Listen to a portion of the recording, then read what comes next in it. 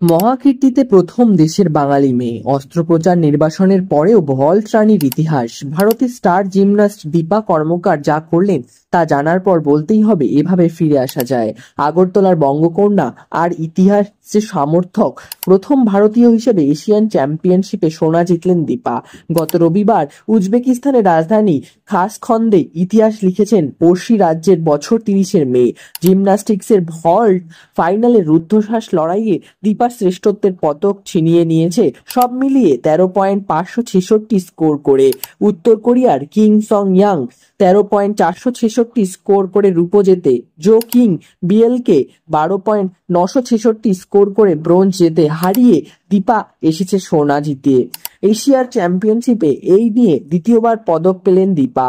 ২০১৫ সালে হিরোশিমা তার ছিল ব্রোঞ্জ। ৯ বছর পর নিজেকেই ছাপিয়ে গেলেন দীপা। দীপা ছাড়াও ভারতীয়দের মধ্যে আশিস কুমার, প্রণেত নায়েক এশিয়ান চ্যাম্পিয়নশিপে পদক জিতেছেন, তবে আজ পর্যন্ত কেউই সোনা পাননি। দীপাই দেশের প্রথম অ্যাথলিট হিসেবে সেই নজির গড়ে দেখালেন। দীপা নামটা শুনলেই চোখের সামনে ভেসে ওঠে ২০১৬ সালের রিও অলিম্পিক্স। প্রথম ভারতীয় জিমন্যাস্ট হিসেবে অলিম্পিক্সে প্রতিনিধিত্ব করেছিলেন সেবার। মহিলাদের ভল্ট ইভেন্টে প্রধুনাভ ভল্ট সারা বিশ্বকে চমকে দিয়েছিল তিনি। যদিও অল্পের জন্য পোডিয়াম ফিনিশ করতে পারেননি ব্রাজিলে, দীপা শেষ করেছিলেন ৪র্থ স্থানে। রিও অলিম্পিক্সের পর টোকিও অলিম্পিক্সে আসতে চলল।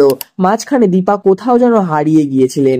ডোপ টেস্টে দোষী প্রমাণিত হওয়ার ২১ মাস নির্বাসিত থাকার হয়েছিল তাকে। নির্বাসন ও ঠিক সময়ে নাম না পাঠানোর কারণে দীপার প্যারালিম্পিক্স যে যাওয়া হয়নি। এই দুঃখের মধ্যেই দীপার কাছে এশীয় পদক নিঃসন্দেহে অক্সিজেনের মতো। ইতিহাস লিখে দীপা বলেছেন, আমি বোঝাতে পারবো না যে কত খুশি হয়েছি। অস্ত্রোপচার ও নির্বাসন কাটিয়ে এই পারফরমেন্স ভারতের আরো কোনো জিমন্যাস্টের অতীতে করতে পারেনি। এই পদক অবশ্যই স্পেশাল। আমি অবশ্যই ধন্যবাদ জানাবো আমার কোচ বিশ্বেশ্বর নন্দী স্যারকে। কঠিন সময় তিনি আমার সঙ্গে ছিলেন। দীপা আবার আগুন জ্বালুক, এমনটাই চান সকল বাঙালি ও ভারতীয়। আর এরকমের নিত্য নতুন আপডেটের জন্য আমাদের চ্যানেলটি সাবস্ক্রাইব করে আমাদের পাশে থাকুন। ধন্যবাদ।